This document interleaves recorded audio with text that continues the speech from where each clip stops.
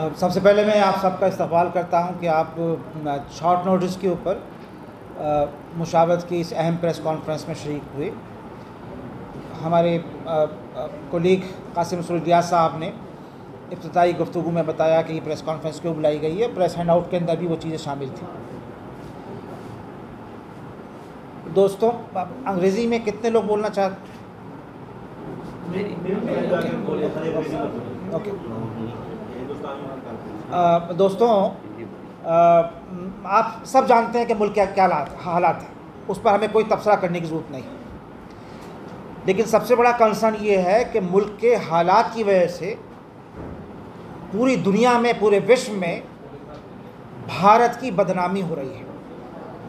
भारत जो एक largest democracy के तौर पर माना जा रहा था और माना जाता है, और उसको ये इस बात का गर्व था कि वो दुनिया की लार्जेस्ट डेमोक्रेसी है, उस डेमोक्रेसी पर ख़तरे के बादल मंडरा रहे हैं। जो एक मेडिटेरेनियन डेमोक्रेसी को मुल्क में बदलने की कोशिश हो रही है, और न सिर्फ कोशिश हो रही है बल्कि कुछ ऐसे अमल यहाँ पर किए गए हैं कि पार्लियामेंट में अपनी ब्रूट मेजॉरिटी जो है जो उनकी अक्सरियत है, उसको भौंडे तरीक़े से इस्तेमाल करके मुल्क में ऐसे क़वानीन बनाए जा रहे हैं जो मुल्क को एक टोटलिटेरियन स्टेट में तब्दील कर देगा, और जो एक डेमोक्रेसी के लिए बहुत ख़तरनाक बात होगी, बहुत ख़तरनाक बात होगी। अफसोस की बात यह है कि दुनिया के जितने भी ह्यूमैनिटेरियन एजेंसीज़ हैं, वो आज भारत की न सिर्फ डेमोक्रेसी के ऊपर सवालिया निशान लगा रहे हैं, बल्कि भारत में जो नफ़रत का माहौल पैदा हो रहा है और जो जिस तेज़ी के साथ उस नफ़रत के माहौल को फ़रोग़ दिया जा रहा है और जिसको स्टेट अपरेटस पैटर्नाइज कर रहा है, उस पर अमेरिका से लेके और ऑस्ट्रेलिया तक और न्यूजीलैंड तक आज तशवीश का इज़हार किया जा रहा है। यूनाइटेड नेशन के ह्यूमन राइट्स इदारों ने भी, जिस पर हिंदुस्तान एक अहम सिग्नेटरी है, उस पर हिंदुस्तान के हालात पर, यहाँ के ह्यूमन राइट्स वायलेशन पर, यहाँ पर अक़लियतों के हकूक़ को सल्ब करने की कोशिशों पर तशवीश का इज़हार कर रहे हैं। ये पहली बार हुआ है कि पिछले एक बरस के अंदर यूनाइटेड स्टेट्स के कांग्रेसमैन और सेनेटर्स मुस्तकिल कांग्रेस हियरिंग कर रहे हैं, जिसमें हिंदुस्तान की अक़लियतों के ताल्लुक़ से ही नहीं बल्कि यहाँ पे ओवरऑल ह्यूमैनिटेरियन क्राइसिस के ताल्लुक़ से, ह्यूमैनिटेरियन राइट्स के क्राइसिस के ताल्लुक़ से वहाँ पे हियरिंग हो रही है। मुशावरत जो एक मुसलमानों का वाहिद वफाकी इदारा है, it's the only confederation of Indian Muslim organisations, जिसमें कुछ अहम लोग इंडिविजुअल्स भी शामिल हैं, वो इदारे ने अपनी ज़िम्मेदारी को महसूस करते हुए ये तय किया है कि 20 और 21 मई को दिल्ली में 2 रोज़ा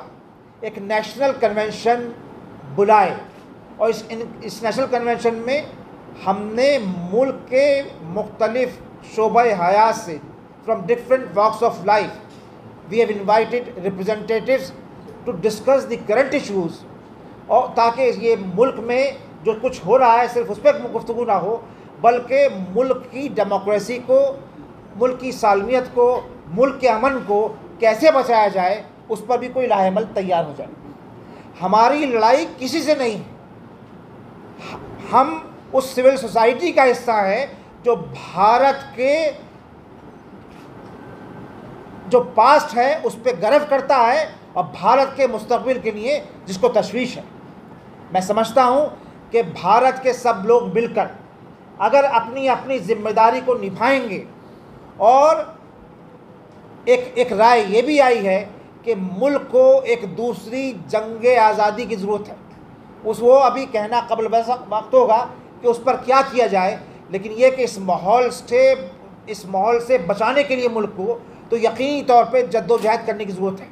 और वो जद्दोजहद आइनी हुकूक़ को सामने रख के,